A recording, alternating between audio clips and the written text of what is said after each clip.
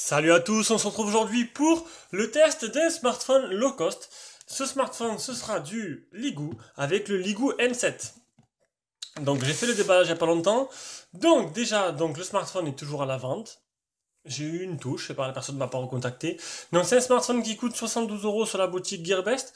Je le fais 60 euros avec, allez, 4,50 € de frais de port en mondial relais si vous intéresse. Il suffit de me contacter, vous avez les mails en dessous dans la vidéo, dans la description de la vidéo. Et si j'ai déjà vendu ou que vous voulez commander de Chine, on ne sait jamais, vous avez un lien d'achat direct en dessous dans cette vidéo. Dans la description bien sûr.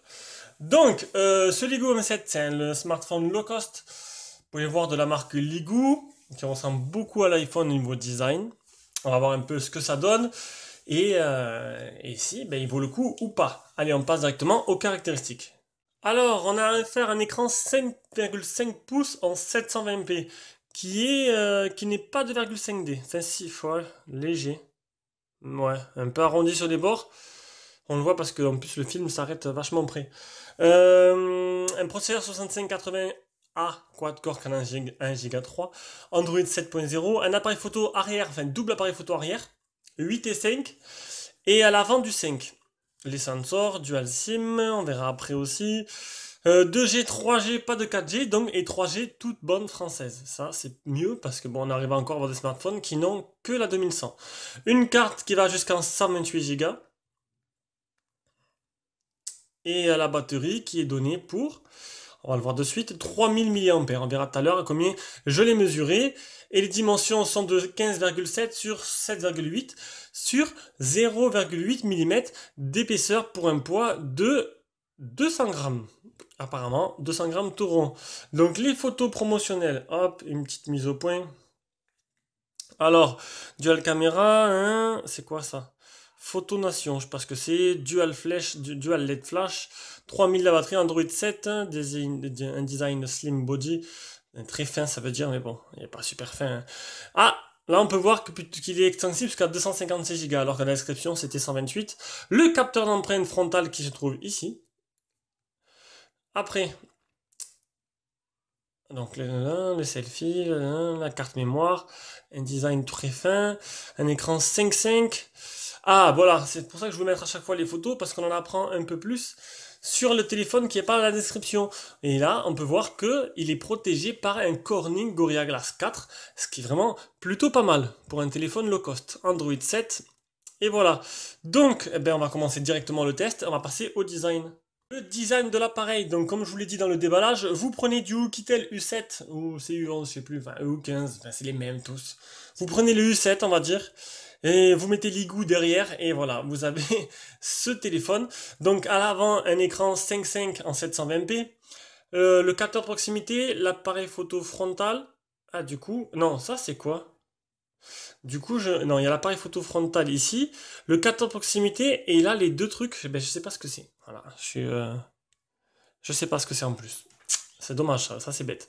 Là, le haut-parleur de tête, en dessous, on a des boutons qui sont sur l'écran, on le verra tout à l'heure, et on a juste un seul bouton physique, qui est tactile aussi, qui déverrouille l'écran.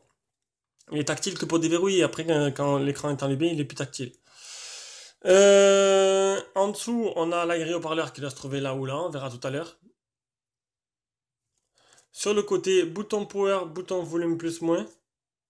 Et au-dessus, une petite mise au point, voilà, le port jack et le port de rechargement. Donc c'est une batterie qui est amovible. Donc on a accès à la batterie, ce qui est de plus en plus rare. Même sur les low cost, maintenant ils arrivent à faire à enlever ça. On a une nano SIM, une micro SIM qui va avec une carte SD 256 Go et la batterie de 3000 mAh. Voilà. Et le double appareil photo, style iPhone.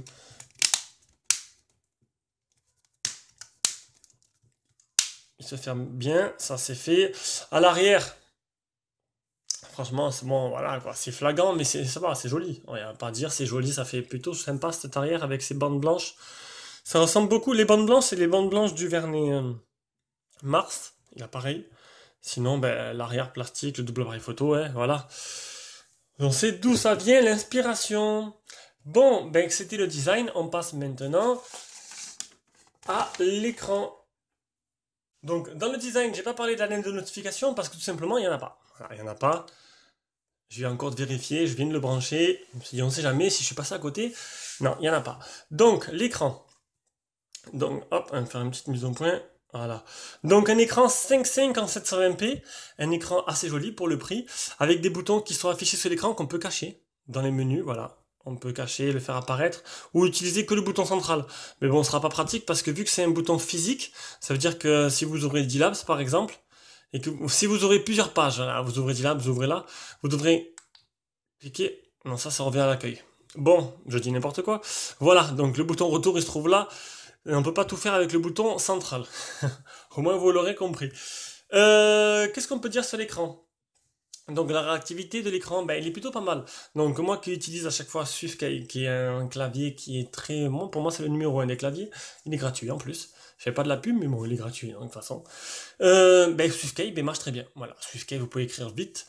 L'écran est réactif. Et c'est un peu le problème de ces téléphones low cost premier prix, c'est que les écrans généralement sont pas très réactifs. Enfin, on peut pas écrire trop vite sinon il crée n'importe quoi. Ben là non, c'est un vrai bonheur, il écrit plutôt bien. Niveau protection d'écran, on a un film sur l'écran et en plus de ça, le Gorilla Glass 4 qu'on a pu voir dans les photos promotionnelles données par Ligoo.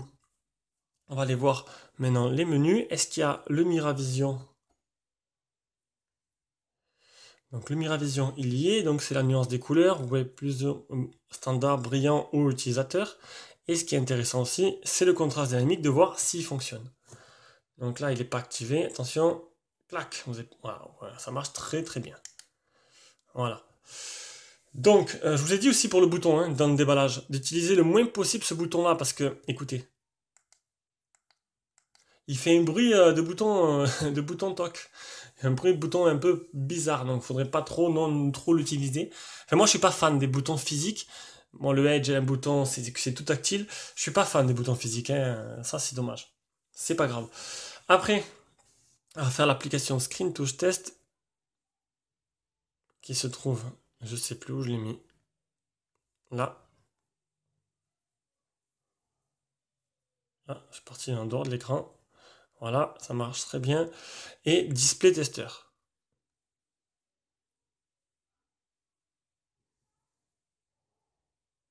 Donc Display Tester, on va tester les pixels, les pixels morts. On va voir, oui, voilà, s'il y a des fuites de lumière. Les couleurs, si elles sont bien respectées. A priori, pas trop de problèmes. C'est plutôt pas mal. Les photos réelles. Et pour le multitouche, j'ai pensé à le faire sous Antutu. Du coup, on va avancer un peu. Voilà. Quelques reflets.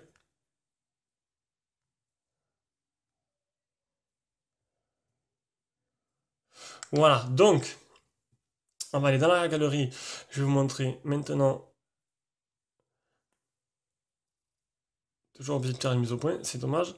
Alors, où se trouvent les captures d'écran? Elles sont là. C'est un 5 touches. Pour ceux-là qui voulaient savoir. Donc, ben écoutez, un écran plutôt correct. Il n'y a pas d'autre fond d'écran qui mettrait plus en valeur un peu cet écran. Si, bon, il n'y a que des écrans d'accueil. Voilà, donc un écran qui fait bien le travail, qui réagit bien, et c'est tout ce qu'on demande sur un téléphone à ce prix-là. Allez, on passe directement à partie logicielle. Partie logicielle, donc déjà, donc on peut le voir comme je vous l'ai dit, il y a les boutons sur l'écran. On va tester directement le capteur d'empreinte, vous avez pu voir, capteur d'empreinte frontal, c'est un pur bonheur. Il marche correctement, maintenant, même sur les téléphones à 40 euros, quand il y en a, 45 euros, 50, les capteurs d'empreinte sont plutôt fonctionnels sur les téléphones chinois. Donc, partie logicielle, ben, c'est fluide, j'ai rencontré aucun ralentissement. Donc, je vous l'ai dit, c'est du 1 Go de RAM, 16 Go de ROM. Ou je l'ai peut-être pas dit, c'est bizarre, normalement, je l'ai dû le dire dans le caractéristique. Alors, on est sur du Android 7, c'est bien le Ligoo M7, les mises à jour système datent du 24 avril 2017. On est sur du FreeMiOS, une petite légère surcouche, plutôt sympathique. Donc il y a une tiroir d'application sur celle-là, et ça réagit plutôt bien. On retourne dans les paramètres, on va les voir un peu. L'accessibilité, j'avais vu un truc que je voulais vous montrer. Le Switch Access, non, c'est pas ça. Il y a un truc que je voulais vous montrer, à moins que ce soit pas là-dedans. Non, c'est pas là-dedans. Comment on fait pour venir en arrière? Voilà, ça c'est pas pratique du tout. C'est pour ça qu'il faut laisser les boutons sur l'écran. Donc, Compte sécurité de location DuraSpeed. Bon, DuraSpeed, c'est pour prioriser moi, j'ai désactivé. En fait, ça priorise toute la RAM pour l'application qui est en premier plan. Mémoire, donc, qui reste 800. Ah, mais j'ai fait la ROM, la RAM dans la galerie. Normalement. Ah, c'est marrant. Si j'écris sur le capture d'écran, ça marchera pas. Voilà, donc la RAM, il reste 958 exactement. Et enfin, il y a 958 et exactement, il y a 16,38 de mémoire interne au total. Voilà, ça c'est fait. Hop, on retourne dans les paramètres. Donc, intelligent, assistante intelligente. Le Pokémon, ça c'est rare. Pas Pokéball, Pokémon. C'est juste, le Pocket Mode, c'est juste quand vous mettez dans la poche, eh ben, ça évite que ça téléphone ou ça envoie des messages ou que l'écran, ça marche avec le capteur de proximité. Screenshot setting, ça c'est pour paramétrer, pour faire des super captures d'écran. Ça m'a bien fait chier au début. La navigation bar qu'on peut cacher et modifier. Là, comment on veut la mettre. Le Smart Wake Up, c'est double clic sur l'écran pour réveiller l'écran. Les gestures, pareil, pour réveiller le téléphone. Intelligente opération, si vous tournez le téléphone, ça coupe la sonnerie. Vous mettez le téléphone à l'oreille, ça appelle tout seul. Et pareil, vous mettez le téléphone à l'oreille, ça décroche quand on vous appelle. Notification, affichage. C'est à sécurité, je voulais vous montrer un truc. C'est où sécurité? Sécurité. Voilà, sécurité, ils ont mis ça. Le background application, c'est les applications qui marchent en fond de tâche. Donc il faut que si vous recevez pas de notification comme moi au début, ben, il faut chercher et il faut aller là-dedans. Et il faut dire là-dedans quelle application vous voulez qui tourne en tâche de fond, comme Dilapse, comme Chrome, AliExpress. Et en fait, si vous l'activez pas, ben, vous recevrez aucune notification. Les applications seront tout le temps endormies. Voilà, là elles sont endormies. Et là, non, elles sont réveillées. Voilà, donc, partie logicielle, ben, il n'y a rien à dire de spécial, c'est plutôt fluide. Bien sûr, j'oublie à chaque fois, il me manque. On retourne dans la galerie pour la 10e fois. Il me manque le test malware qui est propre, donc aucun malware. Oula, attention, on va pas casser tout. Aucun malware, et bien sûr, j'ai oublié encore de préparer mon TG. Ça, c'est la partie malware. Hop, le OTG. Donc normalement il fait pas OTG. Si j'ai pas de bêtises, j'ai l'impression que c'est un peu sombre. J'ai plus qu'une softbox. C'est pas grave. Ben merde. Ah si. Eh ben écoutez, il fait OTG. Voilà. Même moi je suis étonné pour ce prix. Normalement ça fait pas OTG. Là ça le fait, c'est plutôt pas mal. Il manque plus que les capteurs du téléphone. Fond de testeur. État des capteurs. Donc on a de l'accéléromètre, du capteur de lumière, du capteur de proximité. Voilà. Ça marche très bien. Voilà pour la partie logicielle. On passe aux performances. Les performances. Alors, le Antutu 24454. Epic Citadel 42,4. Où sont les PC Mark? Ah si. PC Mark 0. Bah ouais, il a pas marché. Il a pas marché. Et Geekbench 795, 392 et 1174. Donc, l'Epic Citadel qui reflète un peu ce que ça donne en jeu, on va le voir de suite avec Rayman. Rigolo, j'avais lancé le jeu avant de mettre l'enregistrement. Allez, on recommence. Donc Rayman.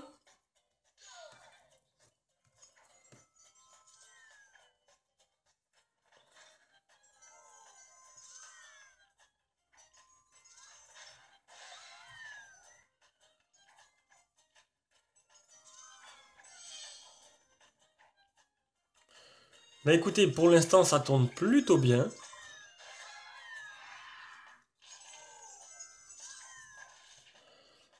Y a rien à dire, hein, c'est fluide. C'est très rare que Rayman tourne sur un téléphone à ce prix-là.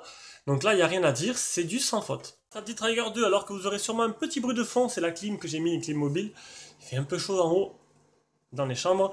Alors, option, performance moyen. Donc, c'est tout ce qu'on peut avoir. On ne peut pas avoir de performance élevée. Bah, des fois, il faut mieux baisser les performances, mais avoir un jeu qui ne saccade pas.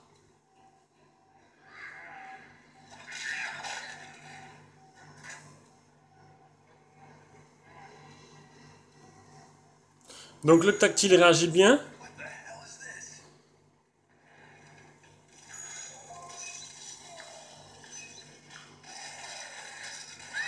Ouais, le tactile est vraiment très précis hein, là-dessus.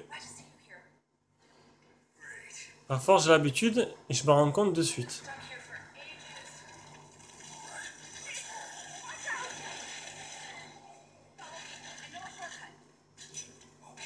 Bam, hit shot. Et de 2. Donc, ben nickel, hein, un sans faute. On va voir maintenant si on fait un petit sans faute avec Real Racing 3, ce qui nous permettrait d'avoir une partie niveau jeu qui est plutôt bien foutue, ce qui est très rare à cette qualité de prix, à ce niveau de prix. Real Racing 3. On commence par l'accéléromètre, ça c'est bon.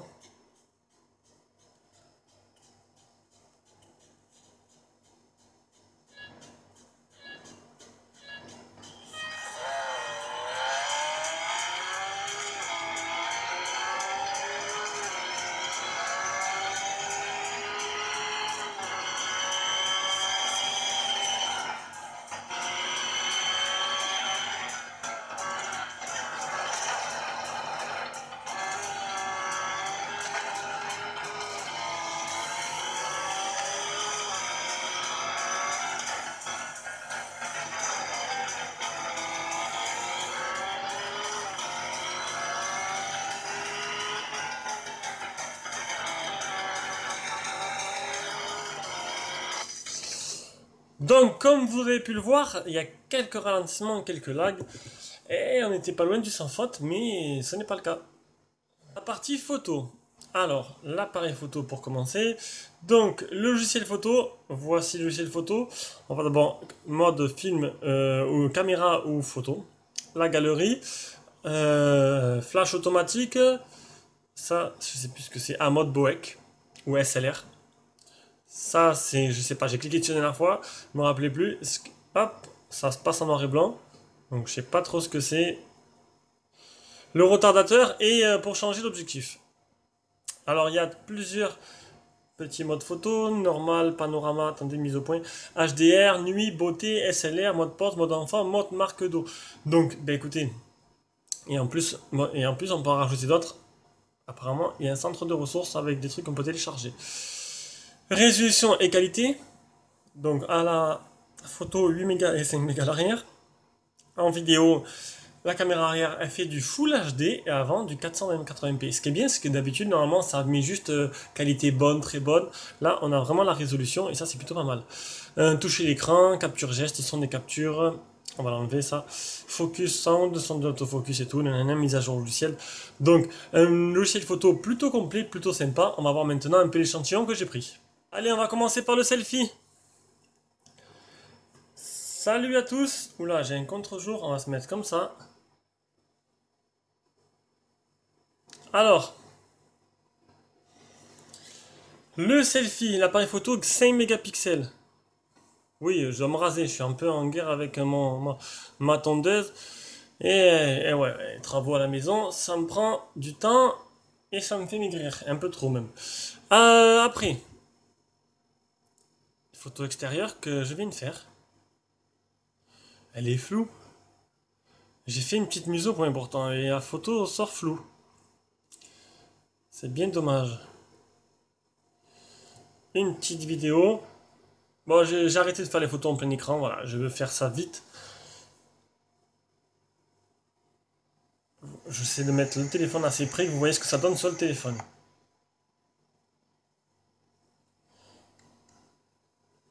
Donc niveau vidéo, ça a l'air pas trop dégueulasse. Ça saccade pas trop.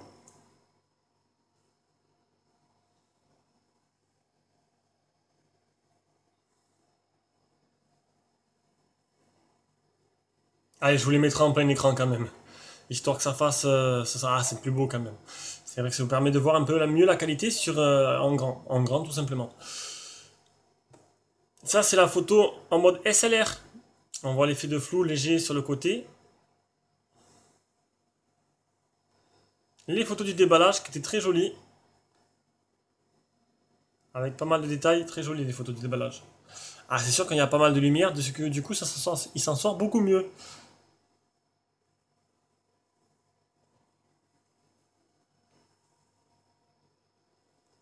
Voilà pour l'appareil photo. Donc, ben, l'appareil photo plutôt correct, comme je l'avais dit dans le déballage. Pour 60 euros, faut pas nous demander la lune. Mais pour une fois. J'arrive plus à trouver mes mots. Mais c'est plutôt pas mal. Voilà. Allez, on passe à la suite. Le GPS avec un fixe ultra rapide. Et j'ai oublié de faire la capture d'écran. Mais au moins entre 2 et 3 secondes le fixe. C'est vraiment très rapide. Le premier fixe, hein, je parle. Et ben là, on est sur du 3 mètres de marge, donc c'est plutôt pas mal. Je suis même descendu à 2 mètres, mais j'ai pas eu le temps de faire la capture d'écran en fait. C'est juste quand j'appuie sur le bouton retour que j'ai vu apparaître le 2 mètres. Donc plutôt bien, il marche très très bien. 9 satellites trouvés, 7 fixés. On passe maintenant à la qualité audio-vidéo. Qualité audio-vidéo. Avec la partie audio-vidéo, avec la qualité du son déjà plutôt pas mal. Le son il marche très bien. Bon, il y a peut-être rien à voir, mais quand on appelle, c'est marrant, il y a marqué HD à côté du truc d'appel. Bon, c'est les téléphones 4G qui peuvent prétendre à la Volt, mais bon. Le son, on écoute, il marchait plutôt bien. On va mettre une vidéo en Full HD, 1080p. Bon, bien sûr, ce sera juste, il va sortir du 720p, hein, il va pas sortir plus. Voilà, je le fais en direct, comme ça, il n'y a pas de chichi. On voit, bon, c'est nickel. C'est nickel, on voit le mec qui en fait des vidéos quand même. Oula, on va couper le son parce que là, YouTube vont pas être contents, ils vont commencer à me saouler. Voilà, je vous laisse voir un peu ce lever de soleil. Donc un écran plutôt joli. Ah, le matin, c'est pas facile. Là, j'ai un déballage à faire derrière. Je sais pas si j'aurai le temps. J'ai un rendez-vous à 11h20. On va voir. Je vais préparer en entendant le petit haut-parleur. Tac, tac. Donc, bah, l'écran, vous avez vu. Ah, vous avez vu, il y a une petite bande noire. J'ai oublié de le dire. Quelques légères bandes noires tout le tour. Si vous prenez la version noire, vous n'aurez pas ces bandes noires, bien sûr. Maintenant, il faut aimer. Moi, la version noire, j'ai du mal à filmer. Bon, j'ai compris, hein, il y a quand même des téléphones noirs qui arrivent. Mais j'ai du mal à filmer. C'est un peu difficile avec la cam, avec le téléphone. Donc, ça, c'est fait. Et maintenant, la musique libre. N'importe. Allez. Je sais pas sur quoi je vais tomber. On fait ça en direct live. Tout est en direct live, moi. Tout est improvisé. Je coupe pas. Rien. Hop. On appelle ça le talent. Tu comprends? Le talent.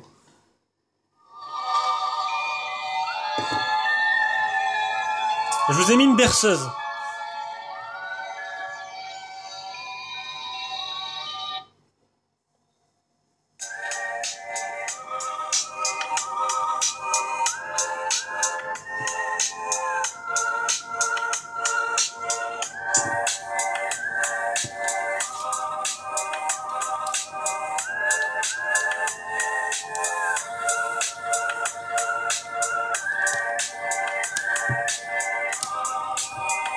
Honnêtement, c'est plutôt pas mal, hein. C'est plutôt pas mal. C'est assez puissant, le son est assez bon. On voit qu'il y a quelque chose, c'est un peu travaillé, c'est plutôt bien. Allez.